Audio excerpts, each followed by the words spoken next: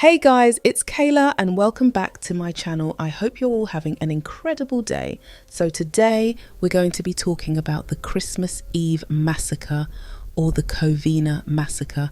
80-year-old Joseph Ortega and his wife, 70-year-old Alicia Ortega, who had been together for 53 years, loved Christmas.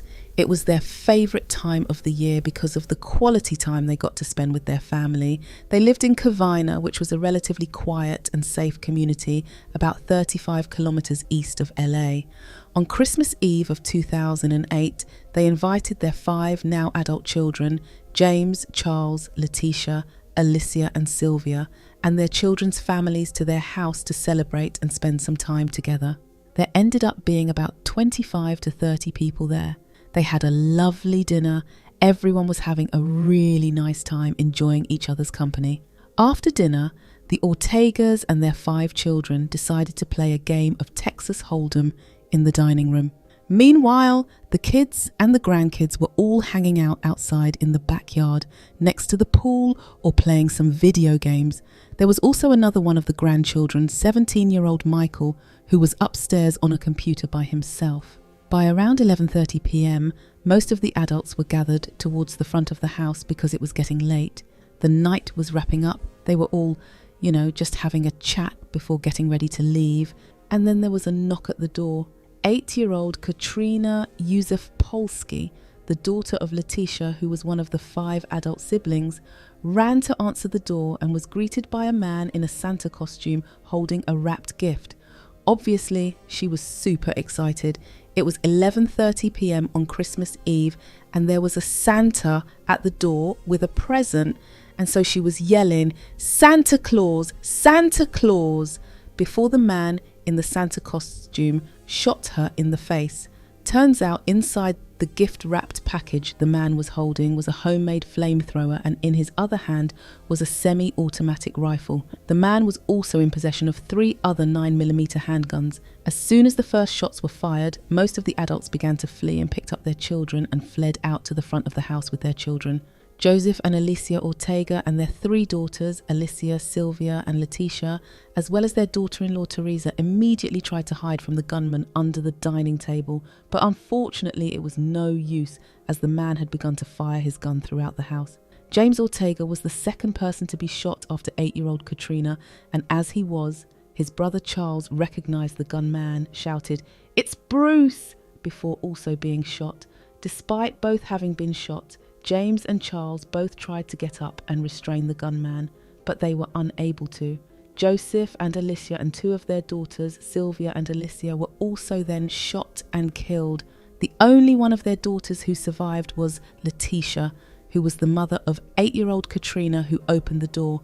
After the man finished shooting, he unwrapped the gift that he had been carrying to unveil the flamethrower, and he used this homemade flamethrower to douse the entire house in gasoline. And then there were like 2 tanks in the house which he used as like a device to fuse together into this device that would explode and quickly engulf the whole house in fire.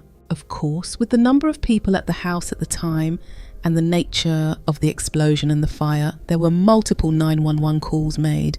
One neighbour called early on after hearing gunshots, another neighbour called to report the blaze, and then the remaining daughter Letitia, the only daughter who survived, called 911 and was absolutely hysterical, as I'm sure you can imagine. Hi. He's coming immediately. Who's in your house? Immediately. Ma'am, is the guy in your house right now? We're having 2 houses down on the cookie side. Okay. Ma'am, hold on. Is he at your house? Yes, he's got this shooting. The fire got up to 12 to 15 metres high and took 80 firefighters an hour and a half to extinguish. Most of the 25 to 30 guests managed to escape, including pretty much all of the children. And detectives think that this is because they were mostly at the back of the house, playing video games, hanging out in the backyard, so they weren't really where the shots were being fired. And then as the shots were being fired, all of the parents knew what was going on and grabbed their children and escaped from the house. 3 people were wounded, including 8-year-old Katrina, who opened the door, who was shot in the face. Luckily, the bullet only grazed her cheek and jaw, and she did need surgery, but she did manage to make a full recovery. A 16-year-old girl that was at the house was injured after having been shot in the back, and a 20-year-old woman at the house was also injured after she broke her ankle trying to jump out of the second-story window. 9 people died, and due to the intensity of the fire, these 9 victims could only be identified using dental and medical records. The 9 victims who died as a result of the attack were hosts, 80-year-old Joseph Ortega, who died of multiple gunshot wounds, his wife, 70-year-old Alicia Ortega, who died of a gunshot wound to the abdomen. 4 of their 5 children died, Charles, James, Alicia and Sylvia, due to both gunshot wounds and the fire. Alicia's son Michael died alone upstairs, and it's believed that he died due to the explosion of the 2 tanks that were used to set the house on fire. Charles's wife Cherry and James's wife Teresa also died in the fire. Upon arrival, police immediately started to question survivors to figure out who would have done this, why would anyone have wanted to do such a thing, and if they recognised the attacker. Most of the survivors actually did recognise the shooter, including the one surviving Ortega's sister, Letitia, who said that she was certain it was her sister Sylvia's ex-husband, Bruce Pardo. One of the Ortega's neighbours also said that she and her husband had seen a car leaving their cul-de-sac at around 11:45 p.m, so police immediately put an APB out on the car and started the hunt for Bruce Pardo. Meanwhile, police in Sylmar, which was about 60 kilometres away from Covina, received a call from a man named Brad Pardo. He had just returned home himself from a Christmas party to find his brother, Bruce Pardo, lying dead in a pool of blood. A bullet hole was found in the ceiling, and the Los Angeles County Coroner's Lieutenant Fred Corral said that there was an exit wound at the top of Bruce's head, which suggested that he had placed the gun in his mouth before pulling the trigger. He was found with a 9mm gun in his hand, which was the gun that he used to commit suicide. The other 2 9mm handguns that were in his possession were also found, one on his lap and one on the floor next to him. Police found at Bruce's house 4 13-round capacity handguns, as well as 200 rounds of ammunition. They also found 5 boxes of ammunition for semi-automatic handguns, 2 shotguns, and a container of high-octane gas. It is believed, however, that committing suicide was not Bruce's original plan. Initially, it was believed that he actually planned to flee to Canada because he had a ticket for an Air Canada flight. On further investigation, though, it was found that this flight was actually a flight from LA to Illinois. He had a friend in Illinois who he had visited in October of 2008, and he contacted this friend a few days before the massacre, saying that he was planning to visit. Police did believe that he may have done this to, throw off the investigation. Maybe he hadn't planned the massacre so far in advance, or maybe he had the intention to flee but couldn't. He suffered both 2nd and 3rd degree burns from the explosion and subsequent fire, and the burns were so bad that some of the Santa costume actually melted into his skin. It's possible that it was due to these injuries that he decided it wasn't possible for him to make this LA to Illinois flight. Instead, what happened was he left the property after setting it ablaze, and he changed his clothes as best he could, despite some of the Santa costume being literally melted into his skin. He then got in his Dodge Caliber rental car and drove to his brother's house, where he committed suicide while his brother was out. He was found with $17,000 in cash cling wrapped to his leg inside a girdle, which seems to either support the theory that he was going to flee to Illinois, or that he had booked the flight to throw police off and then was going to flee with all of this money, because obviously you need money to flee and hide and, evade police, that sort of deal. I also found that a toxicology report found that his blood and urine tested positive for cocaine, which I definitely think was used to amp him up to go and commit the massacre. He did a line and was like, all right, let's do this thing. I definitely don't think it was a spur of the moment thing. He did a line and then was like, okay, I'm gonna go and commit a massacre.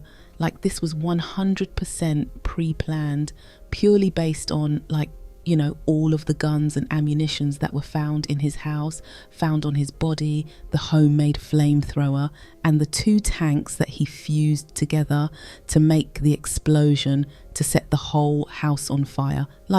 He must have known the layout of the house. He must have already thought about the fact that he was gonna get these two tanks and fuse them together and make this big explosion. How much planning and how long he planned to do this for, I don't know. But I mean, there's a bit of an inkling. We'll get into that a bit later.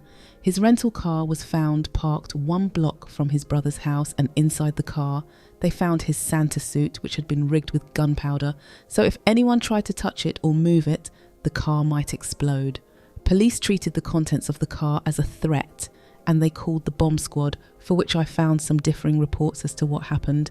Some said that the bomb squad actually threw an incendiary device in themselves to explode it and get rid of the threat. And then there were also some reports saying that when trying to defuse the situation, the car set on fire. Bruce Pardo was born on the 23rd of March in 1963 in Los Angeles, California. He attended John H. Francis Polytechnic High School in Sun Valley, LA, and graduated and went on to attend the California State University in Northridge.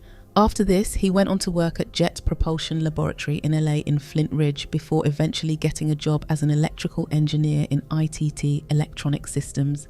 In 2004, Bruce met Sylvia Ortega, and the couple married a couple of years later in January 2006.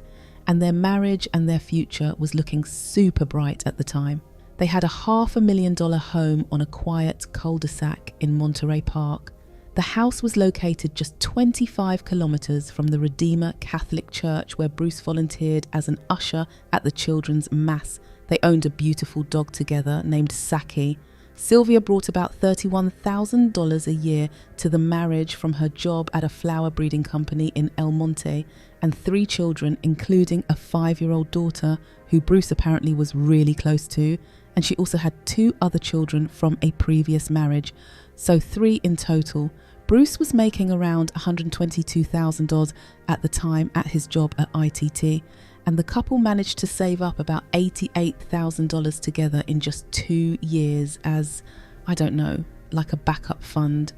I'm not really sure what they were saving for. However, in 2007, everything seemed to start going downhill for Bruce. By December of 2007, Sylvia was sleeping in a different room at the house. She was spending weekends with her parents, and eventually she filed for divorce for a few reasons. Bruce wasn't a great guy, as I'm sure you can tell. So first of all, Bruce refused to open a joint account with Sylvia despite the fact that they were married and they were saving $88,000 together. And he also refused to take any part in caring for her children. He didn't want any of his money to go towards her children at all, especially considering he claimed that he came to the marriage with 0 children of his own. To add insult to injury though, Sylvia actually found out that Bruce did have a child. He had a son named Matthew with his previous wife. Not only was it the fact that he had a son, which wouldn't have been a big deal, but it was the fact that he lied and said he had no children going into the relationship. He had not seen Matthew in years. He wanted nothing to do with him, but he still claimed him as a dependent for tax purposes.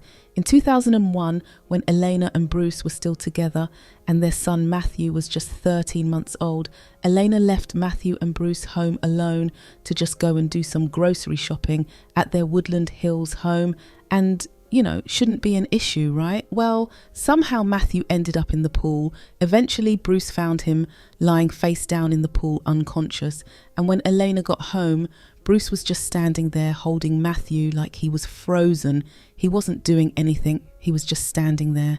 Elena immediately rushed Matthew to the nearby hospital where paramedics were able to resuscitate him. He was then later airlifted to the Children's Hospital in Los Angeles, which is a world-renowned trauma centre that specialises in severe paediatric care. Unfortunately, Matthew was left with severe brain injuries and would have to spend the rest of his life in a wheelchair. He would need round-the-clock care. Less than 6 months later, Elena and Bruce ended their marriage, and Bruce just started acting like they didn't exist. He stopped visiting. He wouldn't put any of his money towards his son's care at all. Nothing. Eventually, Matthew's care within the first year ended up reaching $340,000. And so Elena ended up suing Bruce. She was awarded his $100,000 homeowner's insurance, and also a trust was set up for $240 per month, which is nothing to go towards Matthew's care every month for the rest of Matthew's life. Once this settlement was released in August of 2002, Bruce stopped all contact with Eleanor and Matthew and never saw them or spoke to them again. Bruce's mother, however, maintained regular contact with Elena and her grandson, and she was actually the one who ended up telling Sylvia about Matthew. So Sylvia filed court papers asking for attorney's fees and £3,160 in monthly spousal support. She also claimed that Bruce had drawn down their savings of $88,000 to just $17,000 in 2 months. So he had taken out like $71,000 in just 2 months and had been transferring funds to a private account. She was awarded these payments in June of 2008. However, 1 month later in July, Bruce lost his job at ITT for billing false hours and was soon drowning in debt trying to find a new job. He complained in a court filing that he had monthly expenses of $8,900 and a monthly deficit of $2,678. He also said he had $31,000 in credit card debt and $2,700 monthly mortgage payments. He claims he didn't receive a severance package because why would you? You were fired for billing false hours, so he wasn't receiving any income, and he was also denied unemployment benefits. The courts then lowered his payments to Sylvia to £1,785, as well as another $300 to $500 payment for missing past payments. When the case settled just 1 week before the massacre, I think the courts ended up waiving all of those fees and awarding the house to Bruce. He was, however, ordered to pay her a $10,000 payment. He had to give her back the diamond wedding ring he had given her, which I guess he had taken back, and now he had to give it back to her. And it was quite an expensive ring and worth quite a lot of money. And she was also awarded the family dog Saki. Bruce was super pissed off because he claimed that while he had to pay her this money and give her the diamond ring, she didn't have any expenses, really, because she was living in her parents' house. She wasn't paying rent, but she was buying a luxury car. She was going to Vegas all the time to gamble. She was buying luxury meals. She was getting golf lessons, massages, shopping, and he was really annoyed about it. So it's believed that all of the proceedings, the fact that he was struggling financially, is the reason that he decided to carry out this massacre. After the massacre took place, Letitia, the only surviving sibling, started a blog called Letitia's Hope, where she writes about her experiences and stories of love, healing and family, and tries to help others by giving them hope. Her daughter Katrina, the 8-year-old that was shot in the face when opening the door, now advocates for those who have been affected by gun violence. And that is all of the information that I have on this case. Honestly, what a horrible thing to happen when you're spending a Christmas Eve dinner with family, their favourite time of the year, spending quality time together, and some scorned ex who's going through his own problems decides to come and shoot the place up and then set it on fire. It's honestly so fucked up, messed up, but that is everything I have on the case. I would love to hear your thoughts in the comments down below, and hopefully I will see you in my next video. Bye guys.